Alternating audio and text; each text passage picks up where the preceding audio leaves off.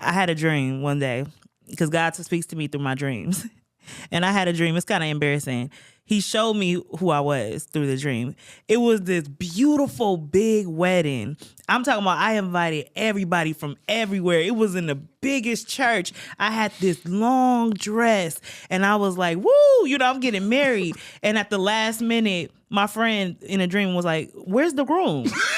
She was like, how you invite everybody to this wedding? You ain't even got a groom. And I was like, oh yeah. I was like, I gotta get a groom. And I was going all around and trying to find who I could get. And then I found this man who, by the way, at the time I was talking to him at that time. But I found this man, he wasn't even dressed in wedding clothes. He was dressed in like guest clothes, to come to the wedding. And I was like, you gonna be the groom. And he was like, but I'm not, and the dream ended. He said, I'm not even dressed in groom clothes. Like, what do you mean? And then I woke up and I was like, dang, that's me. I'm insert groom. Because it's really about the wedding. I never imagined my public healing would inspire others to heal across the world. I thank you for using him to reach the world with a message of hope in relationships. But your life does not. God, you are my publicist. We laugh. We share the unadulterated truth. He said, not only have I not divorced you, I ain't exposed you. Oh! We didn't marry fans, we married forever. And we wanted forever to act like a fan. Reveal her, Jesus. I will not compromise on getting a woman of God. You don't have to. And Father, I declare for his future wifey, thank you for preserving her. This season, I declare miracles and manifestations. See, you selling scripts. And you're unique. You ain't like nobody else. I noticed that right away. You being true to who you are, you're going to attract. It's a Hebrew word, hayil, and it was translated wealth. And it means people, it means men, it means resources, and it means means. I'm Lateris R. Whitfield, and this is the Dear Future Wifey podcast. Welcome to the Dear Future Wifey podcast. I'm your host, Lateris R. Whitfield. Man, season 6 is off to a great start. I hope y'all found so much value in last week's episode. Listen, are you still shacking up with us? Come on, man. If you're still shacking up with us, go and hit that subscription button and subscribe. Make sure you turn on your notification bell so you'll be notified about these upcoming episodes. We're believing God to do some miraculous things in your life, things that you've been planning and praying and asking and seeking God for. I pray that God brings it to pass in these next 21 episodes. I don't know, it may be 21. I normally do 21, but I'm just gonna let God guide me on this season. May end up being more than that, but I just pray God releases some things in your life. Well, this is the last day of National Adoption Awareness Month, and y'all know that is a passion of mine, and I wanna make sure that you guys, well, I'm gonna be releasing more content to make you more aware of what happens in the foster care system, as well as the adoption system and Kingdom Royale. A lot of y'all been reaching out to me asking for updates about Kingdom Royale. A lot of y'all been donating. I wanna encourage y'all to make a donation today to Kingdom Royale in honor of National Adoption Awareness Month. And God's just amazing. I'm in awe with how God does his thing. And I don't believe it's just by happenstance that today's guest is on the podcast during National Adoption Awareness Month, as well as this season being affectionately titled Miracles and Manifestations, because she was supposed to be on last season and things happened last month. And so now she is available to be on this season. It's not by happenstance. So welcome to the Dear Future Wifey podcast. My new homie, Angelica Nwandu. What's up, y'all? I'm happy to be here. So. Angelica. Mm-hmm. You've been watching the Dear Future Wifey podcast, and I didn't know you was watching it. What first brought it to your attention? Well, I want a husband. I want to get married, So you think we out here giving out husbands on the Dear Future Wifey podcast? No, but I just wanted to, watch a relationship podcast that could help me, get better and become better to be a future wife. You know what I mean? So it was called Dear Future Wifey. So I'm like, okay, let me watch this. And like some of the conversations were really fruitful. You know what I mean? Yeah. So it was one of those podcasts that I definitely watched to just understand the male perspective or, relationships and in a godly way, because that's what I want. I want a God-centered marriage. You know what I mean? Good. So of course I watched that. Of course I watched the podcast. So how long have you been watching Dear Future Wifey? When did it first come to your attention? I don't know. Maybe like a year ago. Yeah. I always say it's quite like you never know who's catching wind of the content, and I've been like, to much of my surprise, different people that have been watching the podcast, different celebrities, and they'll DM me and be like, "Hey, I love this episode." They'll share it and whatnot, and so it really shocked me that the owner of the Shade Room is watching the Dear Future Wifey podcast. And then you ended up on the Shade Room with the wig with the wig video. So and I didn't do that. They picked it up just naturally. They picked it up and naturally posted it on there. And so that was real cool. Yeah. So people, you're kind of behind the scenes. Would you say that? Yeah, for sure. A lot of people don't even know that you are actually the owner of the Shade Room. Why? Is that by design? I've always been a person that was behind the scenes. Like, I don't seek fame or being in a, not that everybody who's in front of the scenes seeks fame. I just am a low key person. So I'm behind the scenes, and I just want the brand to kind of speak, or anything that I'm doing to speak instead of me. You know what I mean? So, yeah. Well, what I found interesting, now this is how I began to see you. It was Teray Roberts was on my podcast, and he had spoke a prophetic word over my life. And then he was telling me, hey, if you ever come to LA, let me know when you're here. We can set you up and you can interview different celebrities and whatnot. And so I was doing some research to see what his church looks like and see if they had LED walls and all that, just trying to see the layout of the church. And I watched an interview that you and Stephanie Ike did about his book, Balance. And you dropped a gem that struck me so hard. And I was like, who is this woman? Who is this woman? The gem you dropped where you talked about the symbolism about the praying mantis.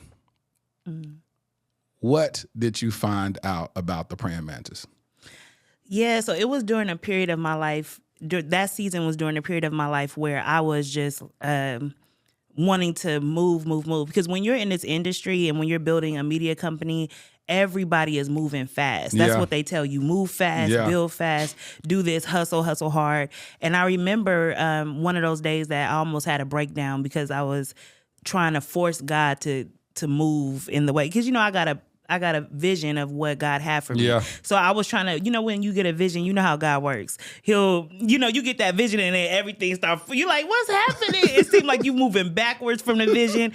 So I was in this moment where I was just, every morning, God, what is it? What is it? What is it? How do I get to the next level? And I remember there was this praying mantis that landed on my window.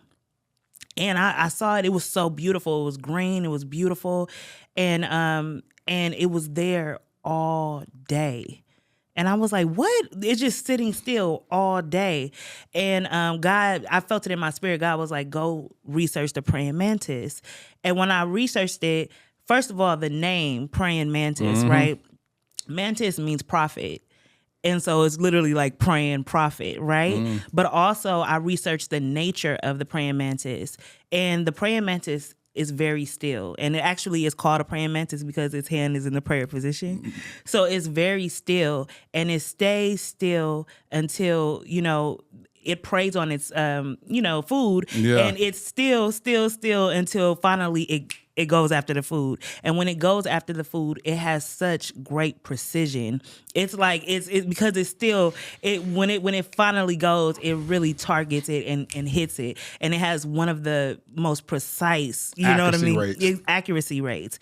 And I was like, that God is telling me something, right? I was like, and the funny thing is the next day, another praying mantis came. And I was like, this is by design, And he was telling me, sit still, because sometimes you just want to move. And sometimes the real thing that you need to do is sit still in the presence of God and just pray.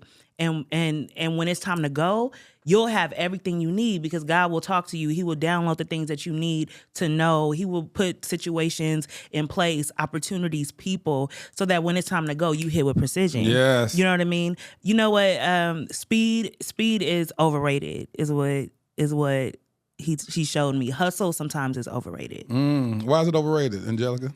Because, listen, if you know God, you know that sometimes you cannot hustle enough to match his favor. You get what I'm saying? Like, that's just the truth. Like, I've seen people hustle all day, and God will move something in my favor. And I'm like, I didn't even put that much work in. Like, I worked, but I didn't work enough I didn't work enough to where I could take credit for what happened. Whew. You get what I'm saying? Oh, yes. So that's what I mean. Hustle is overrated. Did you know that the Dear Future Wifey podcast is #1 in Jamaica? Well, guess what? We are going to go to Montego Bay, May the 4th through the 7th. We have teamed up with I Can't Wait to Travel, and we've put together this beautiful event. We've curated this amazing excursion. Let me just be honest with y'all real quick. I don't take vacations. I haven't taken a vacation in 4 years. Pretty sad. Listen, don't feel sorry for me. Because when I'm out there in Mo Bay, we're going to have some fun. So you got to say Mo Bay to make it seem like you know what you're talking about. You know what I'm saying? You got to say Mo Bay. So we're going to be in Mo Bay having a great time. We're going to have great excursions. We're going to do a live podcast recording. You know what? Let me just put this in the atmosphere. Because this season is about miracles and manifestations. It's my goal to interview the Prime Minister and his wife on the Dear Future Wifey podcast. Now, how awesome would that be?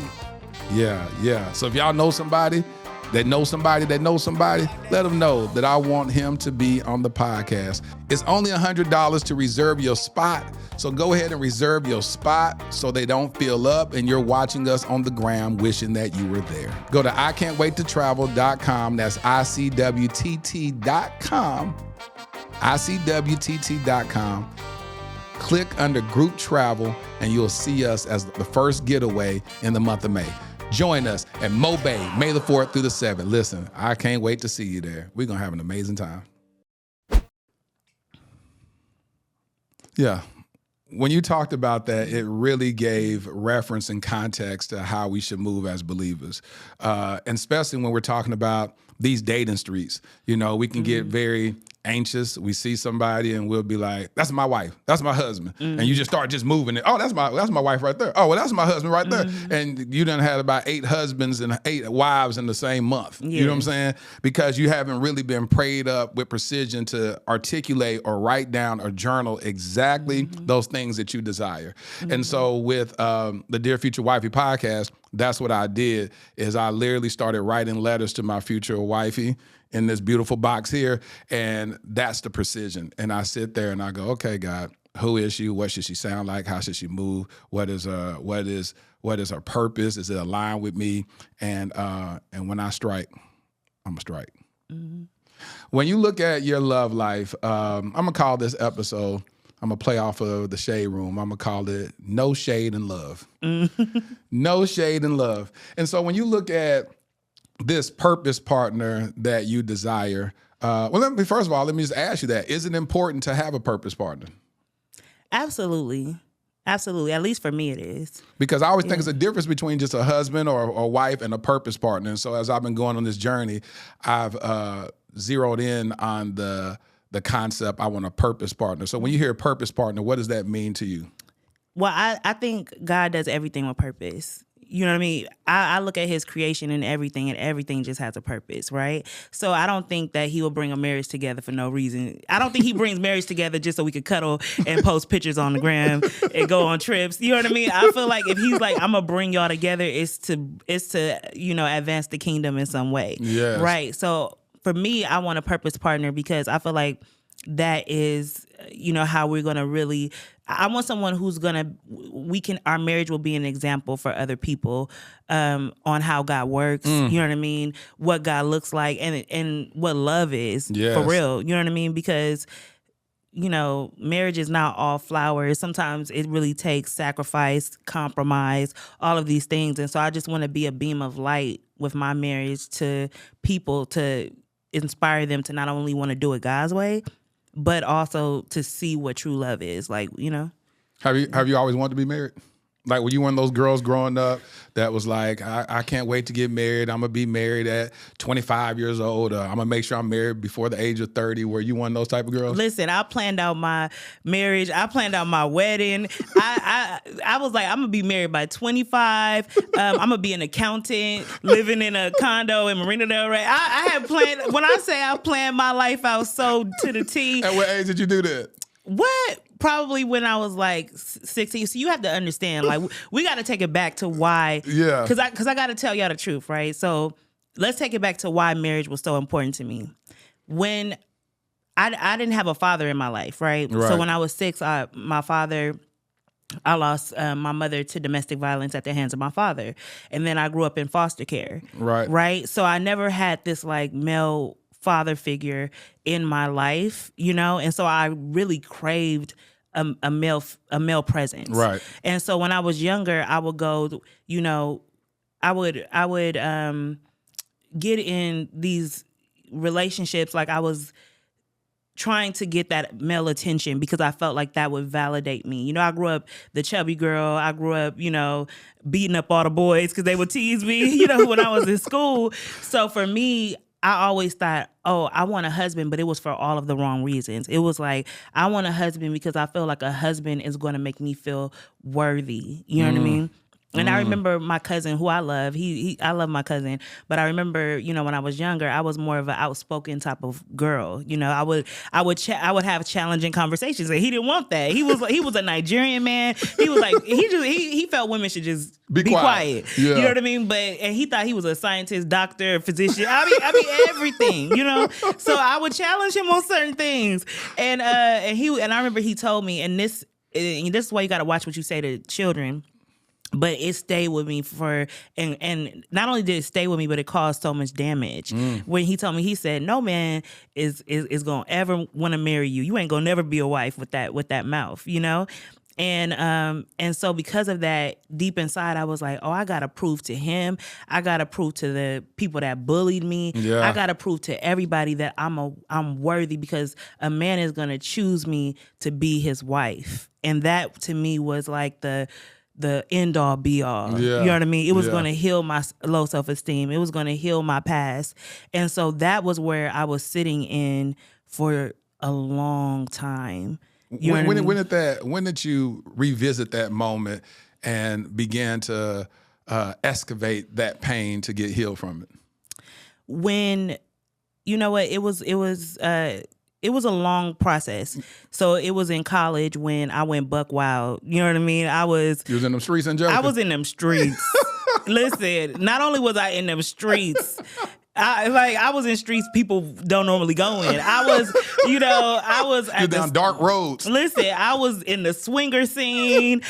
When I tell y'all, I went wild. Yeah. You know what I mean? And it was really because I used sex at that time to get men hooked.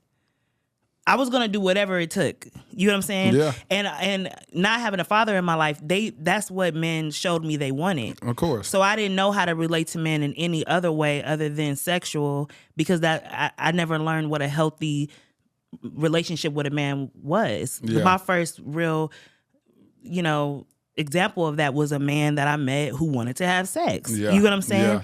So I went through that period and I got delivered from that period. And then the next period was I became successful. I started, you know, having a business, and then I started putting my worth in money and achievements. So I would meet men and I'd be like, well, I'm successful. You know, what you bring to that? I'm successful. I'm this, I'm that. And then I started dealing with men who were going after that. They wanted money. They wanted, you know what I mean? And so I was a sugar mama. I hate to say that. I hate to say that because it's so bad. And honestly, it wasn't like me just giving money out. I would do business with men and, you know, let them take advantage of me in business and not say nothing because I wanted the love. Yeah. You know what I mean? And so it got to a place where I was like, this has to stop. This cycle of, you know, of me belittling myself to get male attention has to stop. And so I went to therapy and I had cognitive behavioral therapy along with a lot of prayer. Good. And I was able to pull back and say, why do I really want to get married? Because God would be blessing me, but he didn't bless me with a husband at that time. And I would literally wake up every morning. This is how obsessed I was. I would wake up every morning crying like, God, why you ain't sending my husband? And you know what the crazy thing is? You know how God is like a father? Yes. I would see the similarities in God and my cousin. Because my cousin said I would never get married. I wasn't worthy enough to be married. That's so good. I would be like, oh God, you didn't send me a husband because you don't feel like I'm worthy enough. That's good. You don't feel like I'm worthy enough to be a wife. And so those feelings I felt, the resentment I felt for my cousin would parallel to God. You know what I mean? And that's why it was so deep for me. You know? But God was like, nah, you want to get married for all the wrong reasons. You want to get married so you could post that engagement video on Instagram. That's the real reason why because you see all the girls posting the engagement video. You like, oh, it's going to be my turn. And when it's my turn, I'm a stud, you know? You're going to tell them how to propose to you. No, you got to propose me like this, like that. Exactly. That's really, I know I sound crazy, but that's the truth. Yeah. And I know it's other women like that. Oh, of course. Where I talk to them all the time. That say that they want to get married. They say they want to get married, that it's a sign of achievement. And that's why I say that we have to, and what I don't like is that a lot of men use that to weaponize against women. And they'll meet a woman early on and be like, you my wife. But they'll use it as a form of manipulation. Yeah. And so I always say, gosh, that's so wrong for you to dangle this carrot over a woman's head and make her perform, make her chase, make her jump through hoops, make her deal with toxic behavior in order to get this quote unquote prize, but you never even was going to give it to her anyway. You just hid it behind your back the whole time. Yeah. And so, but I understand because society puts such emphasis on marriage. They put too much emphasis on marriage and, or I even say this, they put so much emphasis on a wedding versus a marriage. And so a lot of things are geared towards that day and not how you're going to spend life with each other. And that's why I had to tap into the true meaning of marriage and say it's purpose. Because as I've said several times on my podcast, I've divorced a wife before, but I have never divorced my purpose. And so I want a purpose partner. So that's how I believe I'll get till death do we part, is because we'll be tied and we'll be tethered to the purpose in each other's hearts. And we'll continue to just go through life fulfilling that purpose and honoring God in that. And that's what makes a marriage not get boring, because people go to this stalemate in marriage where they just like, oh well, we grew apart. How can you grow apart if y'all are consistently fulfilling purpose with each other? You can't grow apart in that because y'all are tethered in purpose.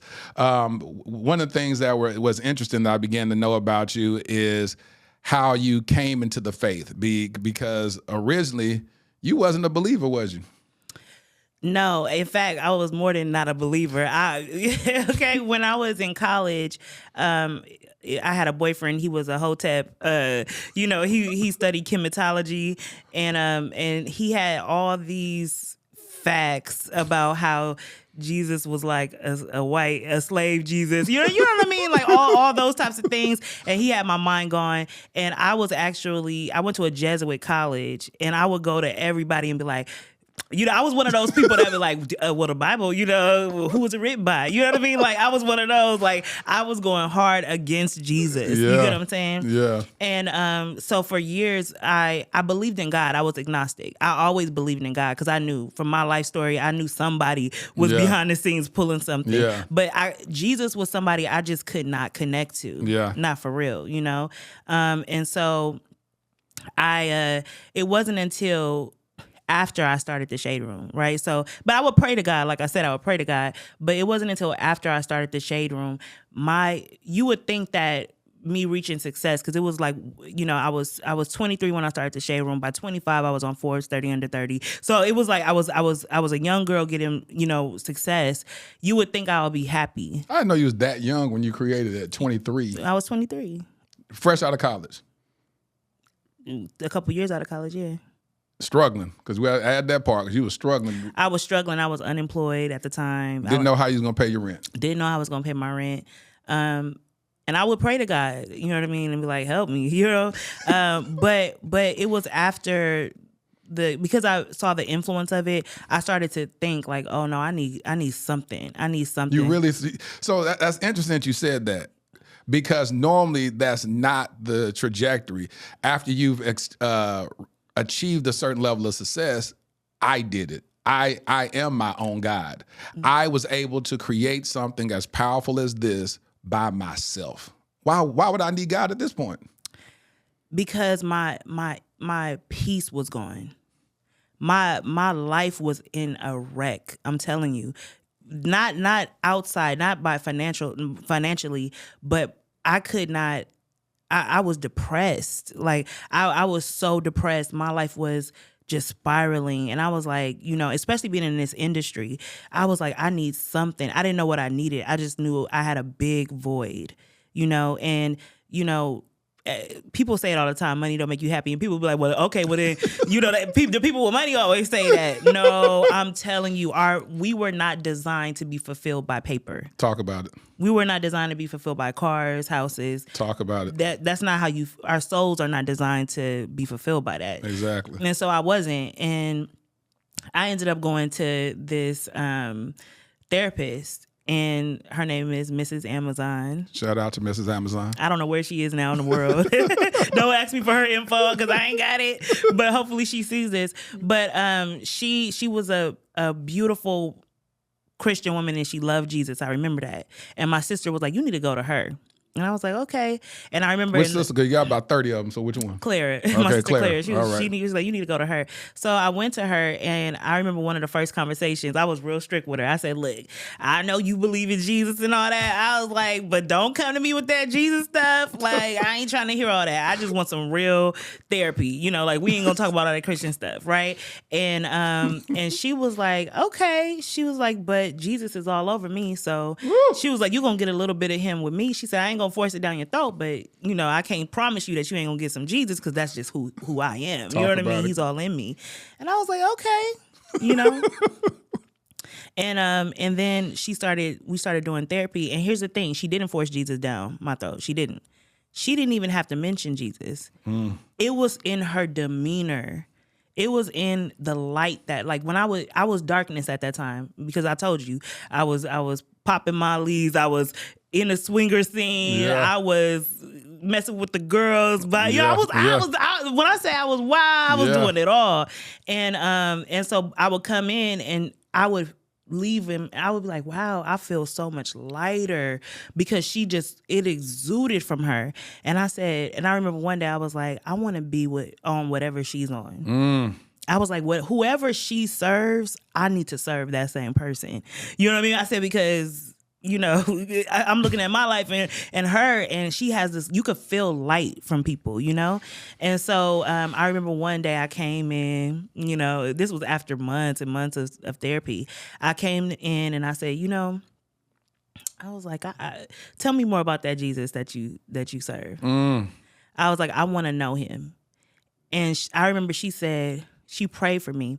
And when she prayed for me, I broke down crying because I could feel, I didn't know then, but it was the spirit. Yeah. You know what I mean? Then I didn't know what I was feeling, but it was the spirit. And she prayed for me and she said something. And I say the prayer to others because it was so powerful for me. She said, I pray that you experience Jesus in a way that you can never, ever doubt him. And I said, woo, okay. I said, I second that prayer. Yes. But the important thing was, it didn't happen the next day. Of course not. It's a process. I thought it was supposed to. No, it's a process. It was 3 months. And I remember I would wake up and be like, this lady, you know what I mean? I'm like, okay, this prayer, okay, Jesus, I would be like, okay, but I still would pray because I wanted it so bad. I'm like, whatever she had, I want that. And I would pray and pray. And then 3 months later, when I tell you Jesus presented himself in my life, it was so, visions, he started speaking to me. Things started happening. And I was like, ain't no way. No hotep can come to me again about this and that. You know what I mean? Ain't no way that I can't believe in Jesus. You know what I mean? Like, it was my whole life just, he shipwrecked it and just turned it around. And I was like, oh yeah, Jesus is real for sure. Yeah. So to team up with a godly man, how essential, how important is that? It's so important for me because I tried to team up with men that weren't godly. How'd that work out for you? They don't understand the core of me. You know what I'm saying? They don't understand the core of me. And also, I need someone who can be led by Jesus, led by God. You know what I mean? I need that because I need a man that can submit to his authority, because God is so over my life and my purpose that I can't mix with someone who is not guided by my same guide. You know what I mean? And that's the only way I feel I can truly trust a man, is if he's submitted. You know what I mean? I can trust him with my heart. I can trust him to spearhead our marriage, you know, in a way that I believe in, you know what I mean? I could trust him with the raising of our kids, you know, with the purpose and the decisions, and because I know he's submitted to Jesus, and I trust Jesus with my life. You get what I'm saying? So that's why it's so important to me. I definitely have to have that. So what about that encounter that you had 3 months into your walk with Christ that gave you that experience where he began to be undeniable in your life? What was it? So one of the first things that happened was I had a girlfriend at the time. I was dealing with this. So look, let me tell y'all. Listen, I'm gonna keep it all the way real. We keep it lit. We keep it lit here. So what happened was, when I was younger, one of my first sexual experiences was with a girl. I was molested. I was in foster care, so there was a lot of girls who were molested that would then molest other girls. So it wasn't that I was actually bisexual. It was that was just what was introduced to me at a very young age. Right. And so even when I was older, I wanted to kind of experiment. And so I found this chick on Backpage. Look, hey, I gotta keep it real. See, I think you talk about this public. We talked about this privately, but I think you just share this publicly. I don't care. I mean, because listen, I'm a different person now, but also I don't care. Like you can't hold my past against me. Plus, she out there somewhere, so if she want to ever come out, look, I already came out before she came out. But she, you know, we got into the situation. It was supposed to be like just a little quick situation, and then she started blackmailing me. She found out I had to shave him. And then she was like, oh girl, you gonna pay my rent. You go, yeah. So I was in this situation I felt I could not get myself out of. And I remember one day I was at her Airbnb that I paid for. And and then I went to go to the bathroom, and I got a vision. And this was my first experience ever getting a vision. I got a vision, and it was like of a future scene in my life that was going to happen. And something about the way God showed me what he saw me as, I ran about that place. I got my stuff and I was like, I'm out of here, peace. And that was the last time I spoke to her. I was like, I got to change my life up. This is not how I need to be doing this, you know? And it was that, and then it was something else, and it was something else, and then it was dreams, and then he started speaking to me. And then I was like, oh, this has to be the Jesus that I was praying to meet, you know? And then over time, I just got to really know him so intimately. Like I walk with God, you know what I mean? Like, for sure. What I thought was so dope when you told me that story previously is that you were so afraid that she was going to quote unquote ruin you. And then the minute that God showed you that and you said, nah, I'm finna go on about my business. She never did resurface. She never tried to use it against you. And just like, God just covered that thing. Yeah, because I remember talking to my therapist. I'm like, I was showing her videos. The girl was sending me crying. Talking, I'm going to get you. I was like, this girl was crazy. I'm telling you. And I was scared. And you know what she said? She said, so how you think God going to let her ruin you if you know that you need to switch up your life and he's calling you somewhere else?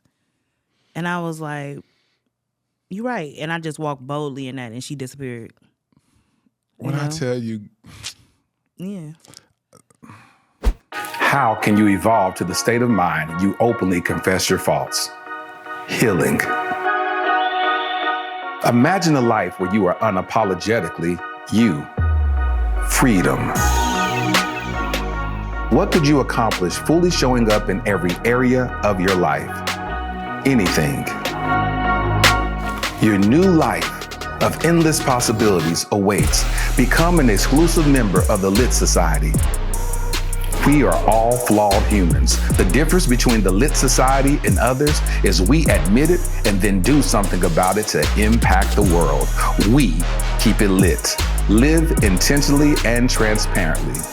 This isn't just another program. It's reprogramming destructive mindsets to live intentionally and transparently. Become lit. Join the elite and become a member of the Lit Society. today.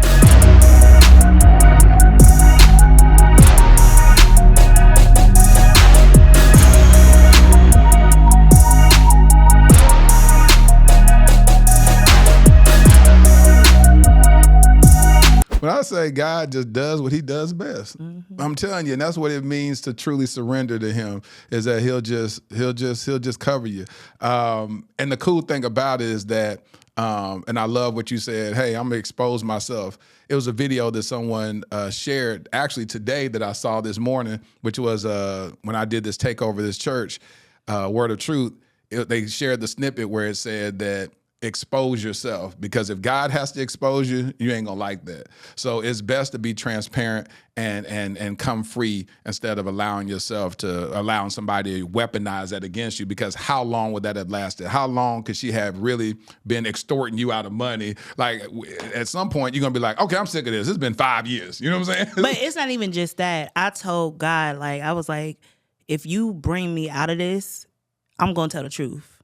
Because the reason why I feel like it's so important to tell the truth is because the things that I was in, I needed someone who was in those things to help you, to help me. You know what I mean? That perfect image of like the Christian, it didn't work with me. Yes. Because I'm like, you know, you don't understand me. I needed somebody that was going to be like, this is what I went through. I was in this, I did this, and now this is, and he brought me out of that. So for me, I told God, I said, I'm going to always tell the truth about what I am, what I did, what I've been through, because of how it can impact other people that are watching, listening. I'm sure some of y'all that was dipping. No, trust me. When I tell you, if you ever see my DMs, the testimonies that people get, they send me, they're caught up in relationships, extramarital relationships, women who are married to men but cheating on their husbands with women, and they tell me all this stuff. Men that's doing, I mean, it's a lot. And what I love about it is that, because at first I was like, why do these people be telling me all their business? It's because, and then God told me, because you tell everybody yours. You know what I'm saying? It's like you've led that. He told me a few years ago, he said, I want to get you free because free men can free men. You can't free nobody if you're in bondage. He said, free men, free men. And so I said, okay, God, I'll do that. But when he first told me to talk on my podcast about my infidelity in season 1, I was like, well, that's career suicide. It's, only got about 500 subscribers right now, and I guess it's going to be stuck at 500. I'll probably lose about 400 just telling this story. And it just kept growing and growing and growing and growing. But that's what God was telling me. He said, listen, I brought you through it. What benefit is it for me? The Bible says that people are overcome by the word of your testimony and by the blood of the Lamb. But we've gotten rid of testimony service at our church, that we don't get a chance to hear testimonies of others. We don't get a chance to hear an Angelica, who's created this huge platform, actually say, hey, listen, here's my dirt. This is what I've done in my past, and people find value in that, because a lot of people are suicidal right now, struggling with certain issues. A lot of people are addicted to drugs. A lot of people are dealing with all these things that is helping them to self-medicate, but then to hear you say, oh, I did that, been there, done that, was caught in depression, and I had to release all that stuff so I can enter into the fullness of God. And that's what it's about the fullness of God. And so as you've been going through these dating streets, how have you been able to reconcile in your mind not having been married yet? How old are you? 32. How have you recognized? How have you reconciled in your mind since at 7 years that you passed that original due date of a husband? 25, I should be married. It's 32. How, and God has been healing you on certain things in your life. Have you reconciled that in your mind yet? I have, because it was hard though. I won't lie. There were years of, I went through. Because we talked about it. Yeah. Men, there's this thing where men come to me real quickly and they're like, oh, you're my wife. You're my wife. Let's get married. And like, they are really striving to get married, And I had to, you know what happened? I had a dream one day, because God speaks to me through my dreams. And I had a dream. It's kind of embarrassing. He showed me who I was through the dream. It was this beautiful big wedding. I'm talking about, I invited everybody from everywhere. It was in the biggest church. I had this long dress and I was like, woo, I'm getting married. And at the last minute, my friend in a dream was like, where's the groom? She was like, how you invite everybody to this wedding? You ain't even got a groom. And I was like, oh yeah. I was like, I gotta get a groom. And I was going all around and trying to find who I could get. And then I found this man who, by the way, at the time I was talking to him at that time. But I found this man, he wasn't even dressed in wedding clothes. He was dressed in like guest clothes, to come to the wedding. And I was like, you gonna be the groom. You gonna be the groom. And he was like, but I'm not. And the dream ended. He said, I'm not even dressed in groom clothes. Like, what do you mean? And then I woke up and I was like, dang, that's me. I'm insert groom. Because it's really about the wedding. I just wanted a wedding. So I would so these men would come and say, I'm your husband. And I'm like, maybe you are. You know what I mean? And I wasn't even looking at the fruit of that man because it didn't matter. You know what I'm saying? And so after he showed me myself, I was like, you know what? I had to really sit with myself and say, first of all, you need to heal. I needed to heal from low self-esteem. Low self-worth. I had low self-worth. I had never felt like I was enough for a man. You know what I mean? Because of just, my past. Whole upbringing. And so God showed me, he was like, if you don't feel like you're enough, then how can you accept like love or how can you even navigate who's for you because you're accepting things that are not there. You know what I mean? Like, or God will be like, okay, you need to stop putting your worth in certain things. Like, okay, yeah, you've been celibate for 7 years, so it ain't sex now. Stop putting your worth in you being an achieved or accomplished woman. Like, your worth to me is your heart, your personality, your soul. Talk about it. Your purpose, And so it wasn't until I started to see myself how Jesus saw me that I was like, okay, I want a man that sees me how you see me, Jesus. Like, I want him to value what it is that you value about me. And that's what I began to like put forth, is that it's none of that makes me who valuable. It's me. It's who I am as a person. You know what I mean? That makes me valuable. And then I had to kill this validation thing when it comes to marriage. God is not being like, oh, why would he give you a husband if you feel like that husband is going to validate you? You know what I mean? Or validate your whole existence and your value. That's a dangerous situation. You know who Jesus is. He don't play them type of games. He said, I'm a jealous God. There will be no other God before me. Exactly. So if he's like, why? Jesus like, why don't I validate you? I'm the original, like, you know what I'm saying? Like, I'm your husband. I'm your husband. If you can't let me validate you, then you can't. Yeah. Yeah, you're on timeout. So I started to see that, and I'm not gonna say it was a perfect because I hear a lot of women, and they may have this journey. I'm not knocking any other woman's journey, but I would hear women be like, I just wasn't looking for a man and then found one. I didn't care about me. That wasn't my ministry, okay? Because I would wake up and be like, I really want to get married. But now I finally see, it's like you get to a place where you're like, I'm content in Jesus because there's no love greater than his love. I realize that. I could get married. My husband can't love me like Jesus. Yes. He can't. And so if you don't understand or live in or walk in the full love of Jesus yet, then you know what I'm saying? If you're going to expect your husband to give you that, because it's a void, like I said, it's a void in our soul that needs to be fulfilled by that, And I'll go as far as to say this, because when people would say that to me, I would get irritated. I'll turn off the video at some point. So if you feel irritated by me saying, you gotta be content in the love of Jesus, then you got some work to do. Yeah. You got some praying to do. You got some work to do.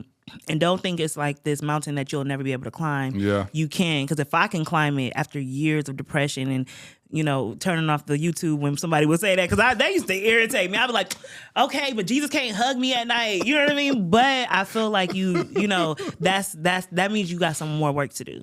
So how old were you? Do you remember when you had that dream? The dream with the wedding?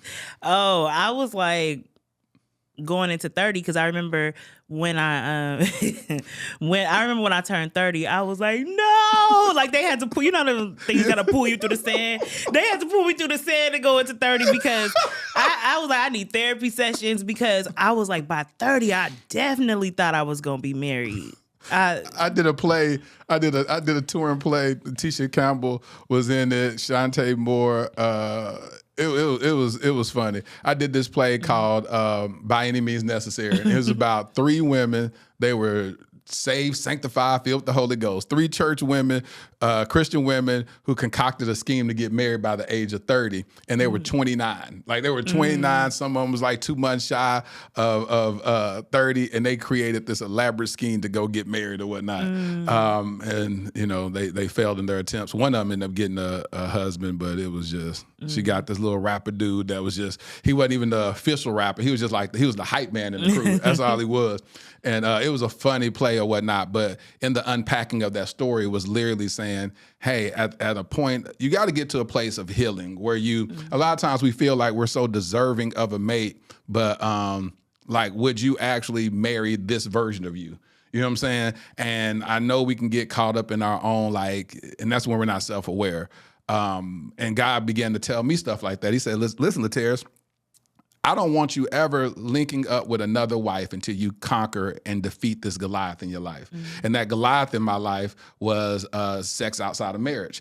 And so I was like, all right, God, I said, I gotta kill this thing. I gotta successfully walk this thing in abstinence, because discipline not shown now is going to just rear its ugly head up when I get married, you know? And so I challenged myself to be a disciplined man so I can truly walk in the total submission that God has me in, so that I can present myself to my wife and say, I waited for you. You know what I'm saying? And so that's what's important to me. And so as you've been, what's the mindset that you have now, the heart posture that you have? You're saying that now you're at this place where you are desiring a husband, but you're not thirsty. You're not desperate for a husband. That you're desiring your purpose partner. How has that been in this journey?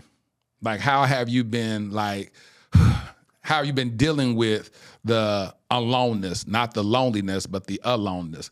How have you dealt with that? Okay, so I'm not at the place where I never feel alone. Of course. I can't even front on that. There's days where sometimes I feel a little bit, back and forth, because I'm like, there's days where I wake up and I'm like, dang, I'm lonely today, but I have to tell myself, don't go back to that attention. Yeah. That is just not fruitful, because you know what happens? You just keep hurting. Yeah. I'm sorry. You keep hurting yourself. Yeah. You keep just re-traumatizing yourself with these people. So, I pray. Like, honestly, there's times where I'll cry myself to sleep and then I'll pray.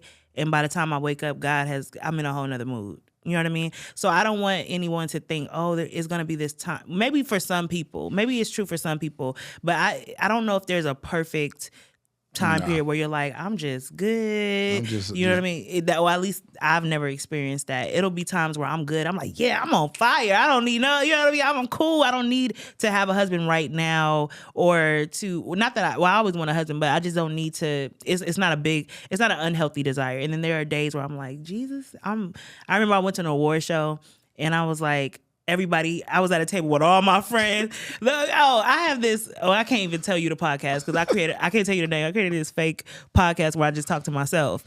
But it was called The Last Bride Standing, because I felt like the last bride standing. I would be in groups with people and we would all pray for husbands, and all of them would get a husband, and I'd be like, dang God, I would go to, I was like, am I the last bride standing? What's going on?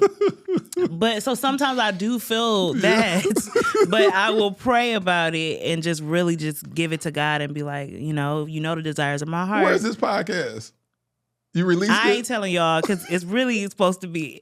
I did release it on Anchor, to the thing, but it's not. Don't go looking for it, please. Don't, because it's me telling my real stuff. Like I'm really just talking to myself, So, but yeah. So you said you don't want nobody to listen to it. You just released it. No, it's too vulnerable. It's too vulnerable. You done said it now. You done put it out there. Oh Lord, look. Block it, Jesus. Take it down. I'll take it off the internet, Jesus. You said something that's interesting. How you've been trying to. It's a continual struggle for you to reconcile your faith with this platform that you've created with the Shade Room. Why is that? Because So, listen, it's as I'm growing in faith, there's this shame that comes with it because I feel like people don't see my heart or they don't understand my journey. You know what I'm saying? I got people around me that can attest to this from 2015, and it started in 2014. I've been praying. I'm like, God, if you want this to shut down, shut it down. Because at the end of the day, he could shut it down and I would still be good. You know what I'm saying? Because for me, like, this life is short. So I want to do whatever. I want to be I want to please God. Right. You know what I'm saying? And so I've prayed. And listen, when I pray that prayer, it's like, it's sharp. That prayer is sharp for me. I've gone into opportunities and meetings where it'll be a big deal. And I'm like, well, if it ain't you, shut it down. And God will shut it down. He doesn't play about me when it comes to those types of things.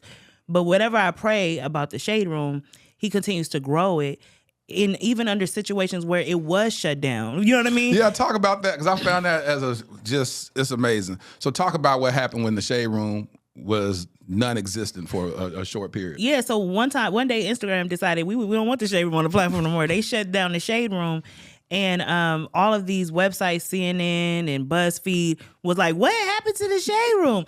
So they What year was that? Ooh, I think 2016, 2015. It was either 2015 or 2016. I think it was 2015. And at that time, it had how many? I think it had around 500,000. 500,000 followers. It had around 500,000 followers. And I was like, wow, I just started this business and now it's down to zero, But something told me, get back up and start another one, right? So I opened another page, and all of these sites were like, posting about it, but it was from a tone of like, oh, what a cautionary tale. This is why you don't, do this. And I was like, okay, God might have finally shut it down. I didn't know what was going on.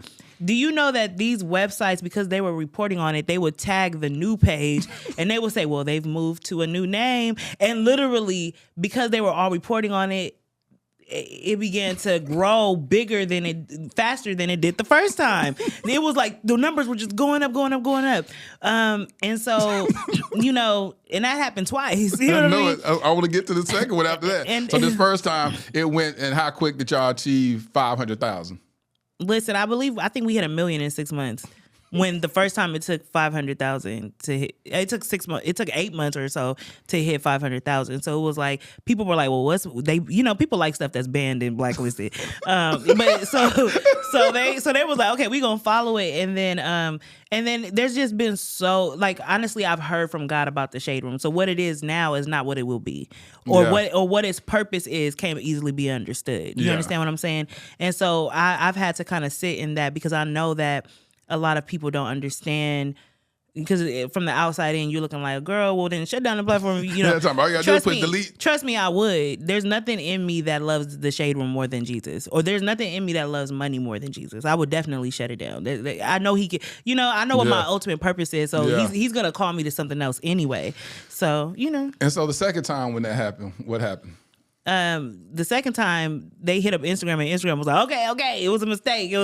All right. And they gave it to us back. Like, it's always something that is like moving, but also what the Shade Room does behind the scenes. I mean, we have scholarship endowments at 3 universities. I mean, we give greatly to the community. 10% of our profit goes back to the community. So what we're doing, I mean, we've helped launch 1,500 Black businesses. You know what I mean? Just from our low priced advertisement for Black businesses. So I feel like the whole picture is something, but you just gotta wait to the future to see what's going to be. You've been doing some stuff in the faith-based arena on the Shade Room. What are some of the efforts that you've done as far as promoting Jesus on your platform? Yeah, so one day I was like, you know what? I need to represent Jesus on the Shade Room. And that was like a very controversial decision. And I remember the first time we spoke about Jesus on the Shade Room, they was like, oh no, they was like hell is hot. Like, yeah, you gonna go. Like, they were like, this ain't they were like, this ain't the platform. People were mad. They was coming. I said, well, Jesus, ain't no. I was like, look, How you gonna get mad at me for talking about Jesus though? You know what I mean? Am I too dirty to talk about Jesus? Tell me. Because and I think that's the thing. Exactly. I have so much church shame because people will sometimes church people will try to tell you can't talk about Jesus because you're dirty. Yes. And it's like, at the end of the day, it's like, think about what you're saying. Yes. You think Jesus is gonna be happy that you told people not to talk about him because they're dirty? That doesn't make any sense, you know? Like, you gonna have to answer for that, right? And so I just kept doing it. And honestly, the most commented post on the Shade Room of all time, never nothing. And the most commented post was a post that said, if you still believe in Jesus, like, let the people know in the comments. And it got almost 200,000 comments of people saying 200,000 comments? yes. 200,000 comments. 200,000 comments of people saying I believe in. Well, some was talking mess, but most of them was saying I believe in Jesus. I believe in Jesus, and I did that because I wanted to see, because the culture was shifting so much. Yes, I was like, I remember I read that scripture where he said, oh no, where he said, I don't know, I don't remember it verbatim. Where there was somebody was complaining about there not being enough believers, and he said, I got 5,000 or 7,000 men. Yes. Yeah, you know what I'm saying? That won't bow to Baal. Baal, exactly. So I was like, okay, well, come on. I was like, let me see who ain't bowing. And it was almost 200,000 comments. That's in our history of the most commented. Yeah, so it's interesting. Like I said, I love it. You and I have had some really heart-to-heart conversations about that, and I hear your heart, and I hear deeply. And even when you co-created the same room. The same room. How did the same room come into fruition? So the same room came in because, you know, when I was depressed and going through that stuff, I reached out to Stephanie, and I was like, I need somebody to come in on the Shade Room to talk about God. And a lot of pastors were like, no. And I don't fault them for that. I get it. You know, some people don't, you know. But she said yes, and it was very powerful. Like, I mean, so powerful, because a lot of people who are on the Shade Room may not go to church, and they would never get that word except for on that site. So then we decided, let's do something together, because people will look at me and then look at her and say we should never be friends. We should never be connected. But they don't know that we connect. She's my sister. Yeah. We connect so well. She's a pastor. I run the Shade Room. But we connect so well because our belief, our heart, our spirit, our soul is similar, you know? And so we were like, well, let's create a platform where we can bring people who you would never think would love or know Jesus, because you may judge them based off of what they do or where they at. Because, you know, Jesus has people everywhere. And bring them to talk about God in a way where it can really, with transparency, where it can really impact the culture. So, and what's the tagline for the same room? Where faith meets culture. Love it. Love it. Yeah. And y'all have some very powerful interviews with people and showing light to people who are shedding light on people that people don't even know have strong a belief in Christ, you know, that are Christians that's in this entertainment industry, or you know, that they like, oh, they're a Christian too, or what this. And that's what I can go on a whole tangent about the reason why God puts people in certain stratospheres or industries or whatnot to help make his name great. Now, it's when we do a disservice to him where we don't acknowledge Christ, because we're like, I ain't gonna talk about him because I don't want that to affect my career. I don't want people to think this about me and all that. Now you just, you know, you deny Jesus. You literally Petered Jesus in this moment. But that's what I like about you, is that when I began to converse with you, it was straight up front and forward. This is what I believe. I'm in love with Jesus. This is what it is. This is who I serve. This is who I'm submitted to. And it shocked me too, because I was like, hold on, you 10 toes down in this thing. Like, what is this? I mean, like, you were like a Jesus lover. And I was like, all right, that's dope. But, you know, not to be able to allow people to share their truth without passing judgment on them and saying, well, you can't be saved if you know what I'm saying? And you don't even know what that is yet. You don't even know what it is that they do to really understand how it came to be. Because I love people's stories. So I love to hear, how did it come to fruition, what was the heart posture then when it was created versus, how you see and envision it in the future. And so I think that's totally amazing. No Shade in Love. I affectionately named this episode No Shade in Love. When you hear that, when you hear me throw that title at you like that, what does that mean to you? No shade in love? I don't know. What does it mean to you? It's the fact that oftentimes we get in these relationships that it comes with a lot of, what's glamorized a lot is toxic love. Struggle love. It's the love that and we get so used to that, is if we meet people that take us through some things, you know what I'm saying? And it's like, we got to test this love to make sure it's true. And you got to deal with all this stuff that they're taking you through. And then you go, well, we made it through, so that's why we should be together or whatnot. Instead of saying, why can't it be healthy? Let's normalize someone loving you properly on the onset. Somebody been transparent with you on the onset, that you don't have to. I saw this article, Black Marriage Movement posted it. Shout out to my homie Denai. But she reposted this article, this post where this lady said, she had just got married to her husband, and they've been married for, I think, 2 months. It was a short time. But she found out that he had kids, and he had been married before. Oh, yeah. I saw that one, too. And she said... It was on the Shade Room. Oh, it's on the Shade Room. so there it is. And they said... The lady said, I love this. I've never experienced love on this level before in my entire life. But I can't continue in this marriage because this marriage was built on deceit. I love this man, but I'm divorcing him today. I would have did the same thing. Why? It's built on deceit. If you can't be honest with me about your children, am I really your wife? And she kept saying a tiny lie. I'm like, that ain't no tiny. She kept saying tiny. It's a series of lies, because think about it. You know what I mean? How many conversations have you had about him not having children or wanting children or married? I mean, it's a series of lies. I was like, listen, I'll be out. Because I'm like, if you lie about your children, what else? Oh, yeah. If you lie about having kids, that is a problem. Yeah. You're lying on your legacy. So if you don't lie on your legacy, we can't build a legacy together. That's why it was so important as we go back to the scripture where Peter denied him. He denied Jesus 3 times. And it was literally, he was denying all the relationship, all the beauty of their one-on, like everybody can't have a testimony if they kicked it with Jesus like that on a personal level. And in this intimate space that Jesus brought him into, it still wasn't sustainable enough for him to just say, yeah, I know him. That's my friend. Yeah. You know what I'm saying? And I said, I don't want nobody around me that will deny me. I don't want nobody around me that will deny the love that we have, deny the relationship we have. I will never do that for my future wifey, is that I will always glorify that moment and understand the miraculous hand of God that orchestrated that moment to take place. But that was interesting because I read that post yesterday, and I was like, wow. And then some people was like, most people were on the side of, divorce. But then a lot of men were commenting saying, women are always ready to jump out of a relationship. Like, you just admitted that you have never been loved on this level. So then just because he said that, why can't you just get past that? Now you know the truth. Why can't y'all move forward from that moment?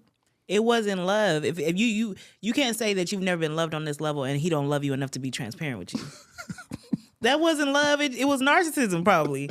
They be feeling like love in the beginning. It showed too. Yeah, it wasn't love. But that's what I mean by no shade, is that we'll get into these relationships where, and I've heard guys say this before. I used to have this homeboy, God rest his soul, but he would say his whole tactic with a woman was, no matter what stage she was, she can be great, successful, I'm going to break her down, and then I'm going to build her back up. And I said, what in the world? What is that about? But it's a pimp mentality. That's what pimps do. That's what people that are abusers, they're going to break you down and build you up in the way that they want you. And but unfortunately, that's what has happened in a lot of relationships that have been normalized. And then your friends can peep it and they be like, listen, that ain't the guy for you. You're not as happy as you used to be. And you be like, but you start defending him. But he loves me. He really you just don't know him the way I know him. And it's like, no, love shouldn't be shady like that. Love should be pure. It's very specific when the Bible talks about love. I said, I want that 1 Corinthians 13 kind of love. Mm-hmm. I want patience. I want something that's not self-seeking. So it's like, I remember I was talking to myself, had a conversation with myself, and I said, have I ever truly, truly loved a woman before? And I said, of course I have. And then God said, go to 1 Corinthians 13. Mm-hmm. I said, go read it. And then I read it. He said, have you ever loved somebody before? I said, not according to 1 Corinthians 13, but I'm saying, but I have love. He said, no. I ain't talking about your measure of love. I'm not talking about your definition of love. Have you ever loved anybody this 1 Corinthians 13 kind of way? Keeps no record of wrong. Being patient. Love is kind. And I said, not all the time. It's variations of that from time to time. He said, that's what I want to challenge you on. I want to challenge you on loving your future wife on this level and nothing short of that. I said, okay, God. Okay, God, I accept the challenge. How important is it, especially with you being as transparent as you are today, to be loved on the 1 Corinthians 13 kind of level? It's very important because that's what I value in a man. I've matured from a place where I wanted a man for the things that would impress people, and then I started to realize, what kind of love do I need in this stage of my life? And it needs to be something that mirrors Jesus's love. I know it can never compare, but it needs to be striving to mirror, you know what I mean? And so I definitely want patience and, everything, like, gentleness, all of that. That's I want to read that. Rihanna, you have your phone with you? No, I don't have it. Where's the phone? Rihanna, let me see your phone real quick and just pull up 1 Corinthians 13. I wanna read that. I feel that in my spirit. Feel that in my good old spirit. Shout out to Android Life. 1 Corinthians 13. This is beautiful. So 1 Corinthians 13 says, if I speak in the tongues of men or of angels, but do not have love, I'm only a resounding gong or a clanging cymbal, just making a bunch of noise. If I have the gift of prophecy and can fathom all mysteries and all knowledge, and if I have a faith that can move mountains, but do not have love, I am nothing. If I give all my possessions to the poor and give over my body to hardship that I may boast, but do not have love, I gain nothing. For love is patient. Love is kind. It does not envy. It does not boast. It is not proud. It does not dishonor others. It is not self-seeking. It is not easily angered. It keeps no record of wrong. Love does not delight in evil, but rejoices with the truth. It always protects, always trusts, always hopes, always perseveres. Love never fails. And that's what we'll close this episode out. Angelica, how can people connect with you? Because you don't really like your Instagram. You don't really be posting a lot of stuff on Instagram. I got 9 pictures probably. 9 pictures. No, and my name is No IG Angelica. So I guess that's where. So hit her up, follow her on Instagram, No IG Angelica. If you were to leave a word of inspiration, well, just speak from your heart. What would you say to people? Look at that camera right there. About what, though? Just about, I don't care, what's on your heart. You can talk about business. You can talk about love. You can talk about relationship. You can talk about faith. You can talk about overcoming sexual addiction, whatever's on your heart. Ooh, okay. I guess I'll speak to the girls who feel like they may not be pretty enough, like they may not be, the girls that, I'll speak to the girls that don't really have that self-worth. I know what you're going through. I see you. I've been there. I would just inspire you to begin to just have a closer relationship with Jesus and pray and ask him to show you why he holds you in such high regard, why he values you so much, why he loves you so much, and begin to work on that. Because I know what it's like, especially in this culture, to feel like you're not pretty enough, not good enough, or to have those, the past experiences of the men in your life, or the people, your father, your cousin, your uncle, you know what I mean? Whatever the experiences you've had, or the shame or whatever, I know what it's like to be there. And I'm telling you, you can overcome that, and you can get to a place where you love yourself, and you can have someone love you. You know what I mean? But I think first you got to be able to love yourself and know who you are before you can even attract on that level. You get what I'm saying? It really is a different kind of way that you move. And so I just want to encourage you to pray, and all of that you can get from Jesus. He will show you why you're so valuable. So, yeah. Thank you so much, Angelica. Thank you for being transparent. Thank you for trusting me with this story. Thank you for trusting God to use you as a light, a beacon of light to the world. Thank you for all the work that you do with kids in foster care. A lot of people don't know that that's a deep passion of yours. So thank you for not getting out of it and forgetting those that are easily forgotten. It's interesting because you were, quote unquote, supposed to be on the Dear Future Wifey podcast last month, and then God has you on here this month, the month of November being National Adoption Awareness Month. And so just even on that, I just see how intentional God is. And even you told me recently that the growth that you've experienced over the last 30 days was something that you recognized that even that time wasn't the right time, that now is the time. And so I just thank you. Thank you for having me. This was good. It was long. We went over time, but it was good though. It's great. It's great. So y'all give it up for Angelica Nwandu. Ladarian, thrusted suddenly into Child Protective Services in 2015. My nephew, Black, a boy. The likelihood of being adopted outside of kinship, slim to none. Armani, 16 years old, Black, a boy, with 5 years in the foster care system before I even knew his name. The likelihood of ever being adopted, yep, you guessed it, slim to none. While Ladarian and Armani were trying to survive and barely thrive in an overpopulated and underfunded foster care system, I was living my own life, doing well professionally. Having been a single father with a daughter who at that point was doing well in college, it was my time to live my life, right? Wrong.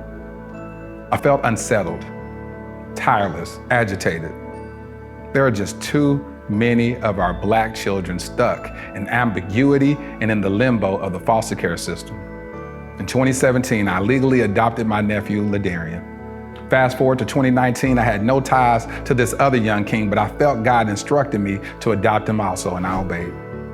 Starting over with parenting should have been enough, right? Working with various foster care and adoption agencies to help bring awareness to the countless young Black kings in the foster care system should have decreased my agitation, right? Joining the board of directors of Advantage Adoption, an organization that helps find permanent adoptive homes for children in foster care, should have led to some type of resolve, right? No, not at all. None of it felt like I had done enough. I now realize that every one of those experiences was laying the fundamental foundation for my life's mission, Kingdom Royale. Kingdom Royale will be a luxury, state-of-the-art home for foster boys. Our first location will be in the Dallas-Fort Worth Metroplex. We will utilize the whole person approach that instills identity, empowers them to advocate for themselves, and enlightens them regarding new perspectives and limitless options that they thought were impossible. Though the young kings will attend the local public schools that are in proximity to Kingdom Royale, our at-home curriculum will broaden their worldview through participating in the arts, attending various cultural events, learning about and engaging in multifaceted discussions about current events and even relevant historical context, introducing them to gardening and landscaping and even caring for our animals on our farm and on-site stables.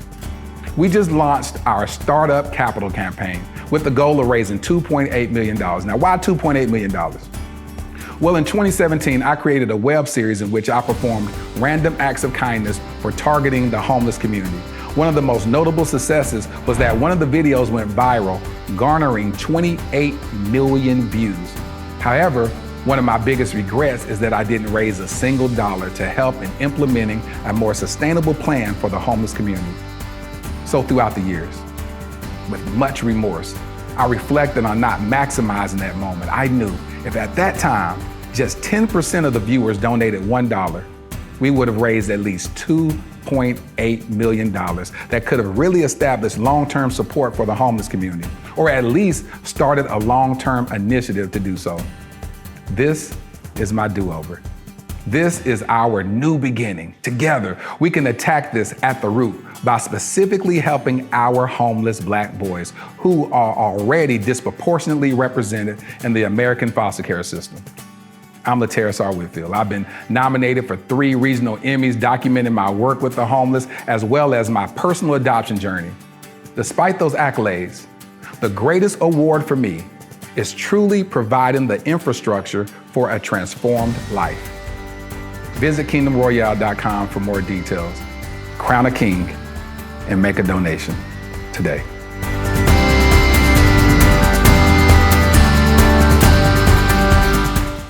Man, I love it when people can be totally transparent, unashamed of what they've done in their past, who they were in their past, and be able to exemplify who God called them to be today. That's amazing. So shout out to Angelica for representing so well. Well, here's my favorite part of the podcast where I speak to my future wifey. Dear future wifey, I presently feel your presence. Your future hubby. I hope you enjoyed this episode of the Dear Future Wifey podcast. Remember, be lit, live intentionally and transparently, and don't stop loving. Make sure to subscribe to our Dear Future Wifey YouTube channel. We're available on Apple Podcasts, Google Podcasts, Spotify, and Stitcher. We welcome your support. Simply share our podcast with your friends and family.